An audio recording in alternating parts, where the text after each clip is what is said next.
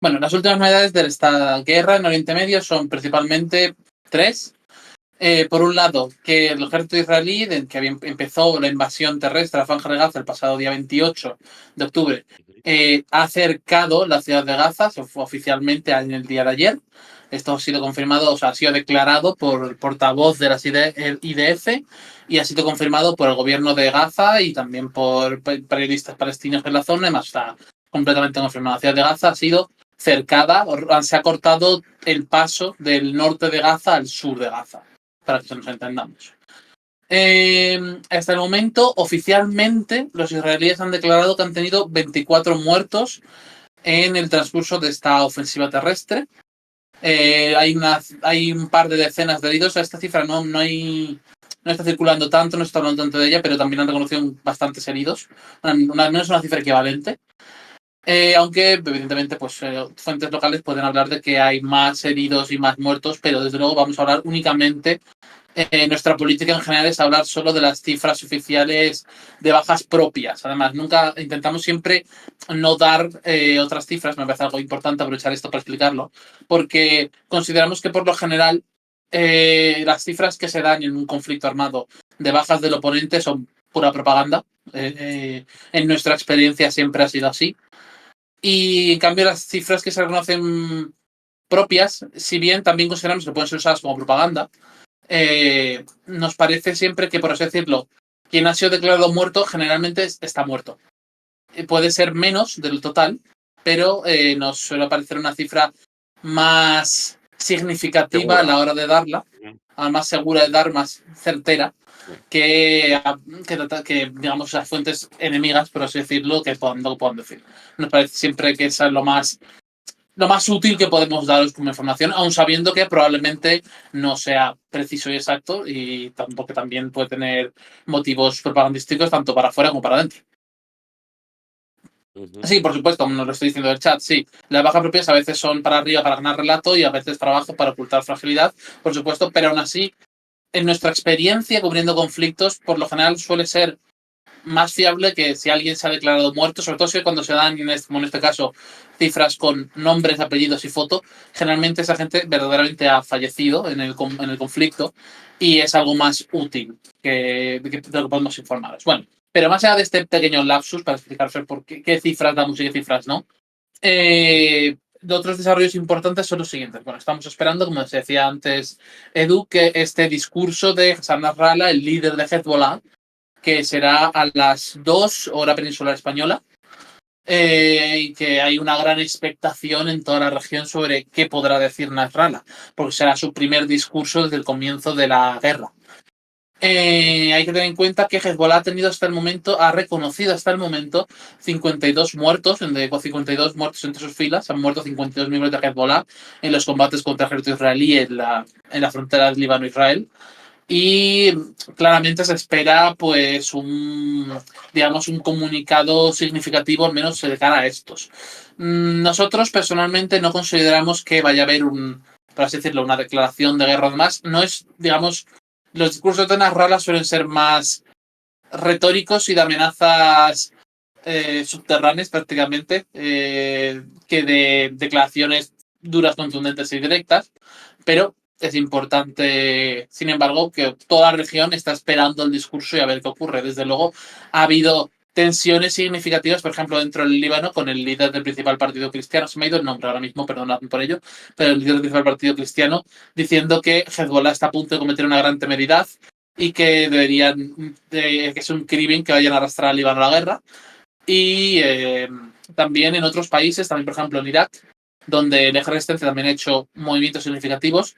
De hecho, la Resistencia Islámica en Irak, que es una organización paraguas que se ha formado a raíz del estallido de este conflicto y que agrupa pues prácticamente a todas las facciones de la resistencia que están en el territorio iraquí, ha declarado que esta semana entrante va a comenzar una nueva fase de sus operaciones contra Estados Unidos e Israel, en la que utilizarán un armamento más avanzado con misiles de crucero, habiendo mostrado imágenes de los mismos, y que atacarán un mayor número de bases. Esto ya es significativo teniendo en cuenta que en los últimos 15 días se han producido más de 40 ataques contra bases estadounidenses en Irak y Siria, con el uso de cohetes y drones con explosivos.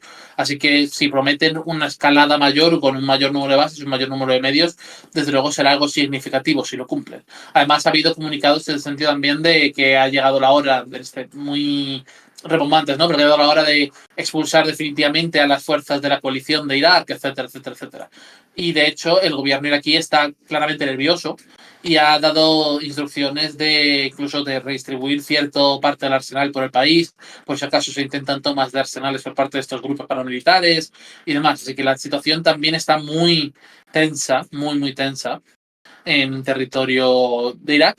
Y bueno, por añadir el otro eje el otro, mejor dicho, otro frente del eje de la resistencia, porque no decir el eje del eje, el otro frente de la resistencia que es Yemen, pues también hemos visto que los Houthis ya han declarado oficialmente el estar lanzando misiles y drones contra Israel, y de hecho Israel también lo ha conocido. Se han realizado intercepciones sobre el Mar Rojo, sobre la ciudad de Eilat, que es este gran el principal puerto israelí en el Mar Rojo, y en territorio tanto de perdón, de Arabia Saudí y de Jordania, utilizando espacio aéreo de estos dos países para realizar intercepciones por parte de la Fuerza Aérea Israelí. Así que continúa caldeándose la situación, continúa habiendo una escalada progresiva por parte de la resistencia. También teníamos fue ayer si no recuerdo mal, el primer uso de drones kamikazes por parte de Hezbollah, que de hecho esta mañana Israel ha reconocido que hay un herido grave y un herido leve a raíz de ese ataque con drones, porque además publicó un vídeo Hezbollah, el cual claramente se veía como no sabía muy bien a qué habían atinado, pero desde luego algo habían atinado sin que los derribaran. Y también, pues por sumarle a esto, también tenemos la información de que al menos un grupo de la resistencia con varios decenas de miles de combatientes se ha trasladado de Siria al sur del Líbano y podría estar esperando a esa espera de esa escalada mayor por parte de Hezbollah. Tenemos que ver si realmente finalmente se produce o no, pero es importante.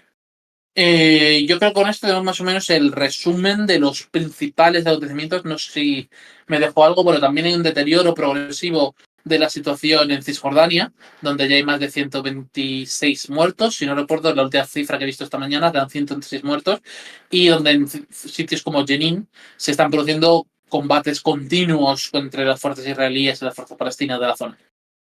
Así que con esto dicho, creo que Pablo, ¿te parece que querías decir algo? Y que yo creo que no sé si has comentado un poco que cuando hemos hablado de Hezbollah y Nasrallah, que en realidad Hezbollah ya ha escalado sus acciones.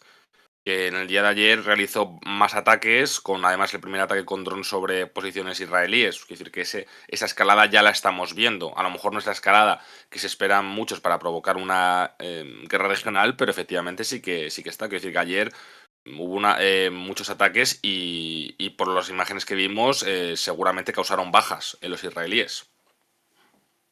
Sí, es lo que decía antes de que los israelíes han reconocido un herido grave y un herido leve, precisamente en este ataque con drones kamikazes de Hezbollah, porque además Hezbollah publicó un vídeo muy claro, el cual claramente sabía que impactaban estos drones y no había margen de duda, así que tuvieron que reconocer las bajas. ¿Qué más cuestiones me quería Igual mencionar? del cerco, quizás, hablar un poco del cerco, de cómo está la cuestión de lo que, digamos, cuál es la estrategia israelí, porque ahora, claro, ahora tocará lo más difícil, que es asaltar la ciudad de Gaza, que es entendible que es donde están el grueso de las fuerzas de Hamas y las demás facciones palestinas. Sí, efectivamente ahora entra la parte más complicada del avance de Israel en el norte de Gaza, que luego quedará el del sur, que es otro tema diferente. Pero desde luego sí hemos tenido esa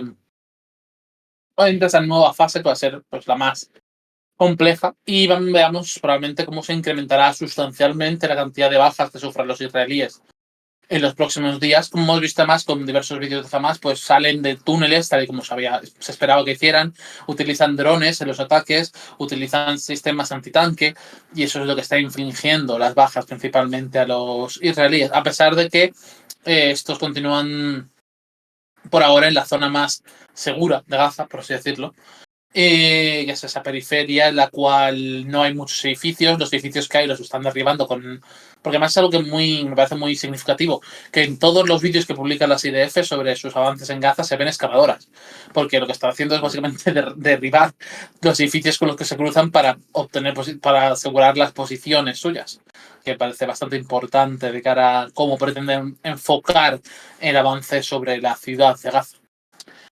¿Cuál es el plan para tomar Gaza? Es algo que los israelíes no han mencionado mucho, no han hecho grandes declaraciones al respecto.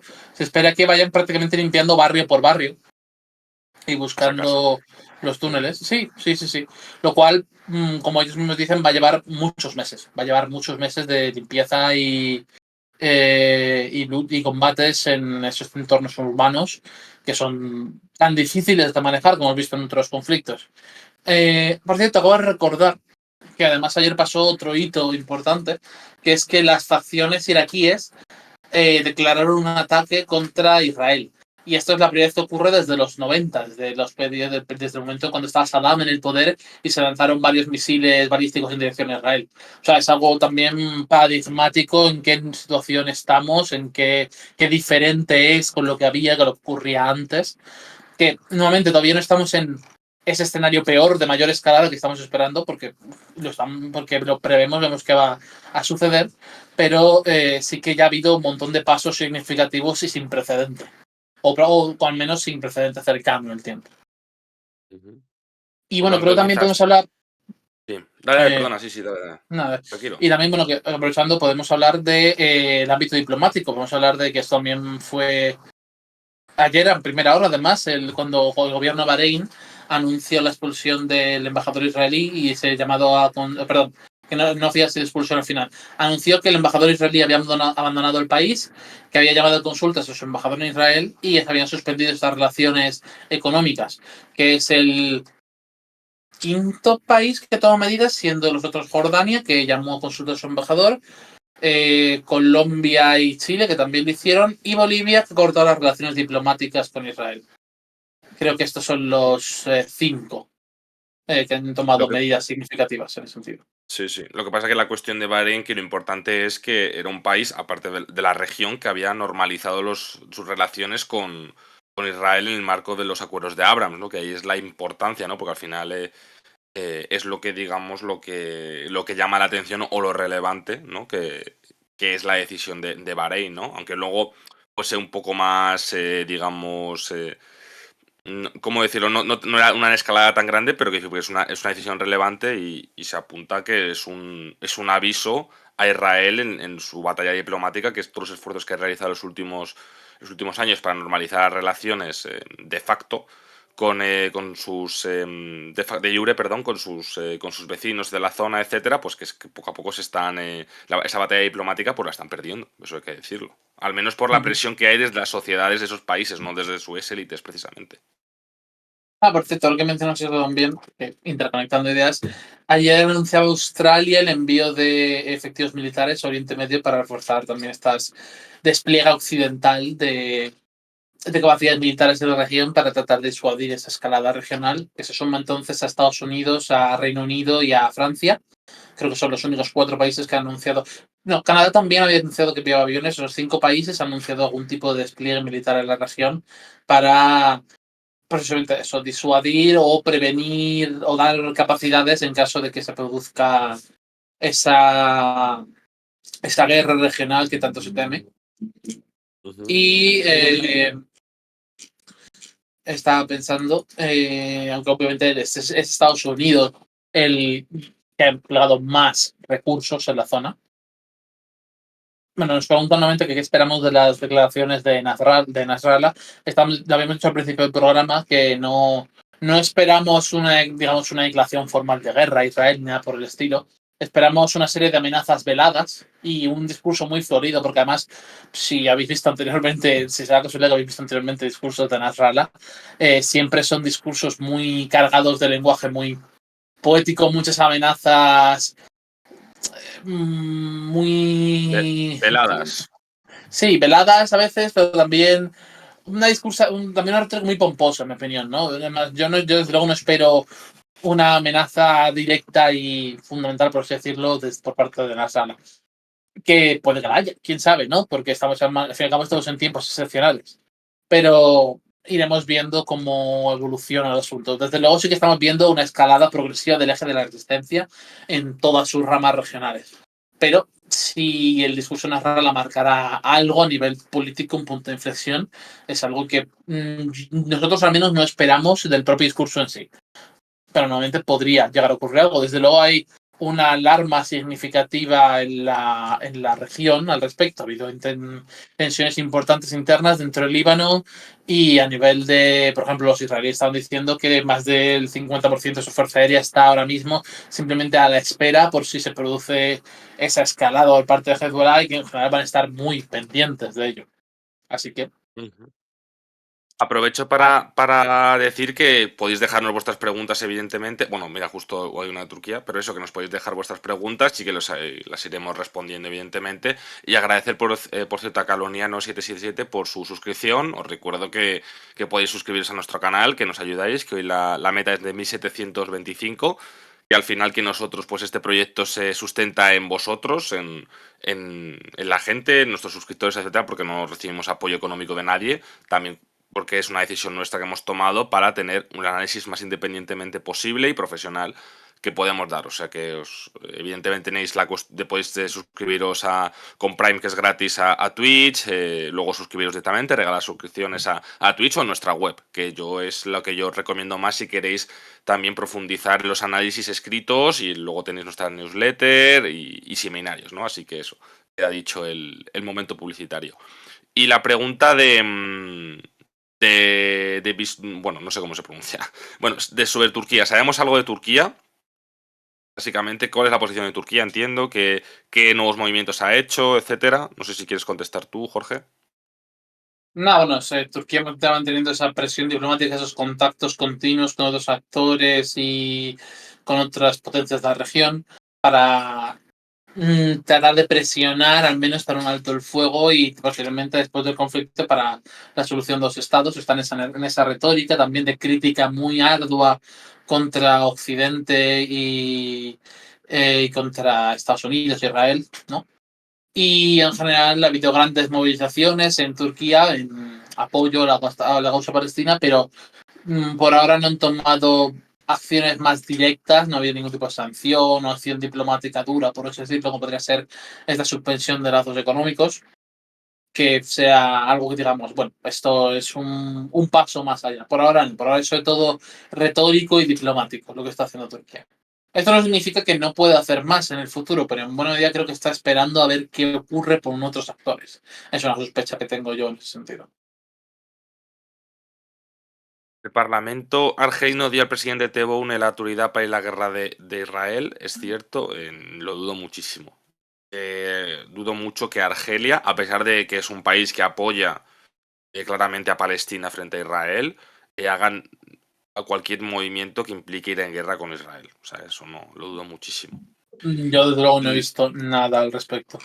ya, yo tampoco. Yo creo que además, si fuese el caso, yo creo que sería una noticia bastante sonada. Los vídeos de ayer de Hezbollah, había uno en el que manejaban lo que parecía un panel de armamento con botones. No entiendo lo que quieres decir. Esto, que no sé, un panel de armamento con botones. Entiendo que sería una lanzadera de, no sé, quizás de incluso para drones o algo más. No lo sé, la verdad. Ahí me pillas, la verdad. No sé si tú sabes identificar lo que está No, diciendo. no, yo tampoco sé muy bien a qué se está refiriendo, la verdad. Nos De todas preguntan formas, si... Sí, tranquilo. es decir, sobre lo de Argelia, en todo caso, si se ha producido algo, yo no hablaría, estoy seguro, si especulo, sin haberlo visto, ¿vale? Porque que puede ser que haya ocurrido algo, pero si se ha ocurrido algo, yo creo que será una declaración política que diga que el gobierno debe hacer todo lo posible para apoyar a la causa palestina. Dudo que específica y explícitamente se mencione guerra y que desde luego no es nada vinculante, será una declaración meramente política. Esa es mi percepción al respecto. Nuevamente sin haberlo visto, simplemente especulando sobre qué puede haber pasado. ¿Qué más cuestiones? Incursiones acuáticas, nos preguntan. Sí, Sí, sí que sí hubo, hay. sí que hubo, sí que hubo.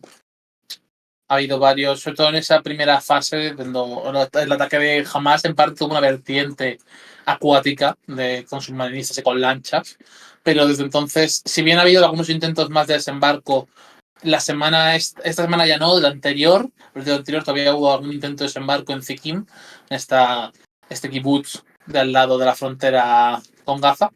Desde entonces yo creo que no ha vuelto a haber nada en ese ámbito. Ujú. Estoy perdida con lo que está pasando en el norte de Cisjordania. Ahí también está habiendo enfrentamientos, pero no tengo claro con qué finalidad. Bueno, aquí la cuestión de Cisjordania es que hay varias cuestiones. Hay, como ha dicho Jorge al principio, creo que son 127 muertos palestinos, es en lo que llevamos de crisis, ¿no? La cuestión es que los muertos palestinos se producen por varias cuestiones. En particular se producen por la actuación del ejército israelí en incursiones armadas o operaciones militares, como queramos llamarlo, o también por contraprotestantes palestinos, y luego ya por último los muertos se producen por ataques de colonos israelíes pues a poblaciones palestinas, etcétera. La cuestión es que evidentemente dentro de Cisjordania también hay facciones armadas, está Hamas, pero evidentemente tiene mucha menos presencia que en Gaza. Está también Yihad Palestina, perdón, Yihad Islámica, que evidentemente tiene menos presencia en Cisjordania que en Gaza, que de hecho estará habiendo últimamente muchas operaciones militares en Jenin, que es una de las, digamos, de las zonas donde hay más facciones armadas. Y luego no me acuerdo cómo se llaman, pero es Brigada de los Leones o algo así. Es otra facción armada, básicamente, que está solamente en Cisjordania, y eso no es la más potente, evidentemente, pero digamos que está en el tercer escalón, ¿no? Pues bueno, básicamente se producen algunos ataques, etcétera, operaciones militares, y eso es lo que está ocurriendo. Por el camino, como he dicho, pues bueno, hay protestas evidentemente de palestinos contra la ocupación israelí y contra la situación en Gaza, que en muchos casos pues son reprimidas a disparos, ¿no? Por parte de Israel. Y luego está evidentemente la cuestión de los colonos. ¿Qué pasa con los colonos? Que bueno, es una cuestión que todas estas cuestiones son tendencias que llevamos viendo desde hace años. La cuestión es que las dinámicas actuales están haciendo que la violencia escale más un grado, sobre todo, evidentemente, por parte de Israel. ¿Por qué? Porque, por ejemplo, el comento de los colonos son los propios ministros, en este caso el ministro de Seguridad Nacional, que es Gibir, que están dando miles de fusiles a los colonos pues para que se defiendan, voy a ponerlo entre comillas, pero eso significa que le están armando para que ellos se tomen sus licencias con apoyo de un ministro de atacar poblaciones palestinas y evidentemente seguir aumentando ese sistema de colonización y apartheid y de represión contra los palestinos. Eso digamos que es lo que está ocurriendo en Cisjordania, que sí que es verdad que está siendo más opacado esa situación con lo que estamos viendo en Gaza. Son situaciones paralelas, pero son contextos también diferentes. No sé si queda más o menos explicado. ¿No? Sí, yo creo que sí. Vale. Eh, Bueno, ¿quieres que lea yo las preguntas, Jorge? como tú prefieras, me es indiferente. Por yo O es te que las ya leo tengo. también. No hay Sí, problema. sí, porque yo tengo varias ya identificadas, por eso. ¿Qué diferencia hay entre alto el fuego y la pausa humanitaria que pide Estados Unidos? Es algo así, igual que se necesita explicar un poco. Simplemente lo que llama Estados Unidos no es un cese general de las hostilidades, sino simplemente una pausa de unas horas para la entrada de ayuda humanitaria o la salida de heridos graves de la Franja de Gaza, como ya ocurriera sin ningún tipo de pausa, realmente. En los días pasados, en general, un cese breve del fuego, en vez de algo más sólido o acordado por ambas partes, por así decirlo. Sin embargo, los israelíes han sido claros que ellos no van a cesar el fuego en ningún caso en estos momentos y que no es algo que contemplen en modo alguno.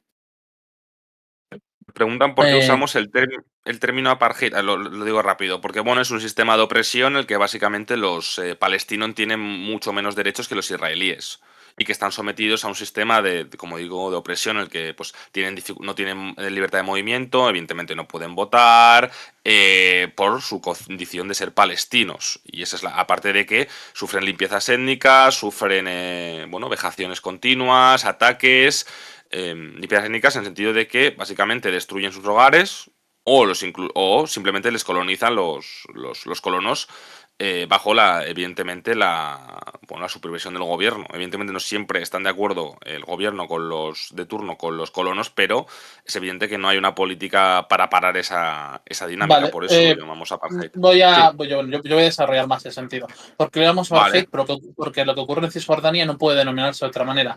Entendemos que el área de Cisjordania, no sé, si tuviese Edu, le pediría que nos pusiese el mapa de Cisjordania en el directo, pero me parece significativo en ya. esto.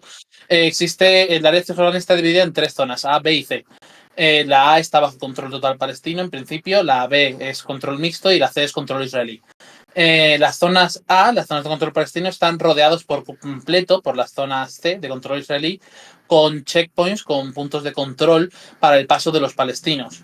Estamos hablando de que en estas zonas que supuestamente son soberanas de los palestinos, los militares israelíes entran continuamente a hacer operaciones militares, incursiones y demás que mantienen vulnerando por completo cualquier tipo de derechos o soberanía que te van a tener los palestinos y dejando clara esa categoría de, en el mejor de los casos, de ciudadanos de segunda para aquellos o en general hay una represión de carácter claramente étnico en este sentido. Se les trata de una manera diferente, muy claramente, a cómo se trata a los ciudadanos israelíes. Y en términos generales también, bueno, que nuestro compañero Alejandro hizo un hilo muy extenso a este respecto y nuestro compañero Ángel también los ha hecho varios artículos a este respecto. Si queréis, se puedo pasar ahora mismo unos cuantos artículos al respecto Sí. porque tenemos ya varios explicando esta cuestión. Pues Lo ahí, paso yo, tranquilo. sí, de acuerdo. Voy a pasar el Pues mapa de Cisjordania por los comentarios y luego paso el artículo de Cisjordania de la ocupación y todo eso. Ah, bueno, sí, ya está puesto. sí, ya lo he puesto, Yo sé ya que. está por aquí. Ha Gracias. vuelto. Ah, vale, vale, vale, vale. Vale, pues. Y estamos hablando también de, o sea, existen unos bantustanes, heredando este término del apartheid sudafricano, existe una limpieza étnica progresiva, existe un robo de tierra a los palestinos, quiero decir, hay un conjunto de medidas que claramente pueden entrar en definición de apartheid. O sea, realmente no creemos que sea algo tan ampliamente debatido, no lo decimos nosotros porque nos da la gana, hay una cantidad enorme de instituciones internacionales, la ONU incluida, que habla abiertamente estos términos de que hay una apartheid en Cisjordania.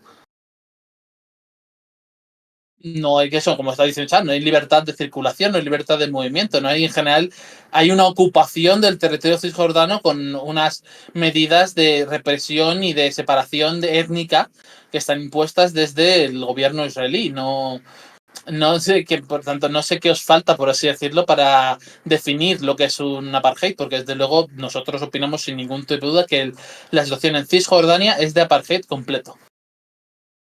Ujú. Y nos han preguntado antes, que esto es para volver a otra cuestión, pero porque yo creo que debe ser que hay un poco de dudas, sobre Hezbollah. Básicamente, que quién es Nasrallah, que si es líder de Hezbollah, del Líbano, de otro grupo. Básicamente, más bien yo creo que no entiende muy bien quién es Nasrallah y por qué es tan importante lo que vaya a decir hoy. Bueno, más allá de esto, más preguntas se nos estáis haciendo que... eh, No, no, no, si la pregunta Ah, es bueno, porque sí. te. Sí, o sea, es ¿Cuál, que perdón? básicamente perdón, que si quieres explicar por qué es importante que Nasrallah, bueno, es líder de Hezbollah y si puedes decir que por qué es importante el discurso que va a realizar. Porque igual A eso ver, yo creo pues que no, a lo eso mejor algunas personas no lo han entendido. es lo que hemos mencionado, ¿no? Hezbollah es uno de los grandes grupos de la resistencia que ha estado combatiendo con Israel en la zona norte, en la frontera entre Israel y Líbano.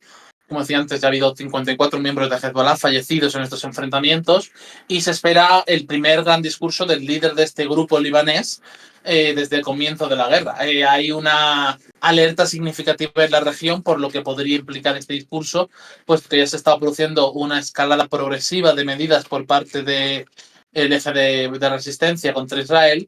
Y se espera, bueno, nosotros, como hemos dicho antes, no esperamos una declaración de guerra formal ni nada por el estilo, pero sí que también la propia presencia, unas amenazas a Israel determinadas y que digamos que van consecuentes a la escalada progresiva que estamos viendo sobre el terreno. Sin embargo, como decía antes, tampoco me quiero poner la mano en el fuego aquí sobre lo que va a decir o no va a decir Nasrallah, porque al fin y al cabo esto es un momento sin precedentes. Así que ya iremos viendo, adaptando a... En consonancia con eso nos preguntan que cuántas milicias y guerrillas y facciones armadas, entiendo, politizadas hay en la zona, se refiere a lo mejor del el eje de resistencia. Decenas. No, no, ni siquiera, sinceramente, no soy capaz de decírtelo. Decenas. Sobre todo en Irak y Siria, decenas de grupos y se forman todos los años varios nuevos. Así que no, desde luego no me atrevo a decirte hay este número. Decenas. O sea, ahora mismo creo que Mira, tranquilamente en el eje de resistencia va a haber 30 grupos al menos. unos evidentemente más importantes que otros. Sí, por Mira, supuesto, los si grandes quieres. son. Sí, Si no, no, tranquilo, dale, dale, tranquilo, tranquilo, dale, dale. sí, iba a decir que sin duda los más relevantes dentro de la resistencia son Hezbollah en Líbano, los Houthis en Yemen y Kataib Hezbollah en Irak. Diría que son los tres más grandes. Hay algunos más que serían dignos de mención, como las. Siempre se me van los nombres. Fatiriyun y otra, que son dos que combaten La en de Pakistán, Siria. ¿no? Sí, Sí, las de Pakistán también, ¿no? que combaten en Siria, apoyados por los iraníes, pero digamos que las de la zona periférica y lo más relevantes políticamente sobre los países son claramente Hezbollah, Houthis y Kataib Hezbollah. Y no llamo, Mi- y los llamamos resistencia porque así se llama la alianza que tienen entre estos países. Ellos, estos países y grupos paramilitares, ellos se autodenominan la resistencia y por tanto pues, le damos el nombre que tienen. Vaya. Exactamente. Que, mira, esto no tiene nada que ver con Israel-Palestina, pero ya que te tengo aquí, pues ya que te vas en 10 minutillos, que si puedes hablar un poco, nos han preguntado varias veces sobre lo que está pasando en Birmania, bueno, en Myanmar. Si quieres decir así un resumencillo de los últimos acontecimientos que los hemos estado siguiendo. Uf, vale. Voy intentando ser muy breves. Inténtalo, inténtalo. Sí. Myanmar, como quizás sabéis, quizá no, vivió en el año 2021 un golpe de Estado que, sumado a una serie de conflictos étnicos en la periferia del país, la oposición sobre dicho golpe de Estado ha dado lugar a que el país se encuentre en un estado de guerra civil. Ahora, el pasado mes de octubre, en el mes de octubre, a finales del mes de octubre, se ha producido una importante ofensiva rebelde en el estado de Shan, el más grande del país, que está limítrofe con China, y están tomando varias localidades y puestos fronterizos importantes y infligiendo significativas derrotas a la Junta Militar de Myanmar y las fuerzas rebeldes. Ese es el resumen más breve que puedo hacer. Y sin duda, en algún momento tenemos que traer aquí a Ángel para que os cuente un poco más en profundidad esto, que no sé, y he hecho un seguimiento más exhaustivo de la cuestión de Myanmar. Vale. Y nos preguntan, esto también nos lo han repetido varias veces, ¿cuál es la diferencia entre un civil israelí y un colono israelí? A ver, pues me parece significativo el hecho que los colonos son los que Hmm, forman parte de las colonias en territorio de Cisjordania. Los civiles israelíes pues son ciudadanos israelíes. Y punto. Pero sí, los colonos son aquellos que viven en ese territorio ocupado y colonizado de Cisjordania, que no es Israel, es Cisjordania. ujú. O Vale, sea, más preguntitas. es un poco redundante en ese sentido, ¿no? Me parece una Ya, diferencia evidente. a ver, no veo más preguntas de Bueno, momento. No sé si quieres. voy a permitir hacer un Sí. matiz de que nos dicen que los civiles no van armados, sobre todo en la situación actual. Eso de que los civiles no van armados en Israel no me parece relevante. O sea, no me parece representativa de la realidad. Ujú. Eh, Los colonos son militares porque tienen más derechos. No, no son militares. De hecho, no hacen el servicio militar obligatorio, creo recordar, ¿no? Los sectores de colonos cajanistas. Que eso es algo que ha causado bastante malestar dentro de Israel, en el que sentido que este tipo, bueno, de colectivos no hagan el- bueno, el servicio militar obligatorio y de hecho una de las razones por las que se hizo este gobierno de concentración de guerra era porque el gobierno de Netanyahu, donde tiene ministros, como he dicho, que vienen de los colonos, etcétera, pues necesitaba como más experiencia de guerra, ¿no? Y por eso, aparte de otras cuestiones, para evitar un desgaste mayor a su figura, pues introdujo a otras personas que, bueno, otras figuras que evidentemente tienen esa, em, esa experiencia militar, ¿no? ¿Qué más cuestiones que nos estáis planteando? Pues, de todas formas, ya hemos comentado muchas veces lo de los distintos problemas también con los ultraortodoxos, que os estáis preguntando también al respecto de eso, el cómo hay tensiones, sobre todo en Jerusalén, entre los ultraortodoxos no sionistas y el resto de los israelíes, que ha habido esos incidentes en Jerusalén Este, Jerusalén Oeste, entre esos ortodoxos y las fuerzas de seguridad israelíes, que la situación también es tensa. En general, en Jerusalén la situación es muy tensa ahora mismo. ¿Qué más cuestiones? Nos preguntan sobre los túneles de Hamas. Básicamente de qué profundidad tienen, cómo pueden destruirlo los israelíes, etcétera. Que además hoy hemos publicado imágenes de ingenieros israelíes destruyendo túneles, o al menos intentándolo. Se especula que los túneles de Hamas llegan a ser de hasta 70 metros de profundidad, estar bastante profundos, vaya. Pero sobre cómo destruirlos se está viendo, es un debate activo que ha habido dentro de las fuerzas de seguridad israelíes.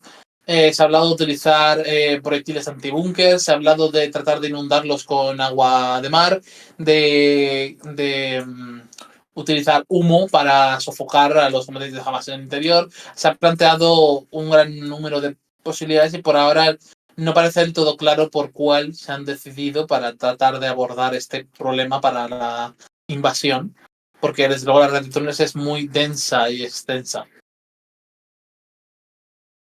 Ujú.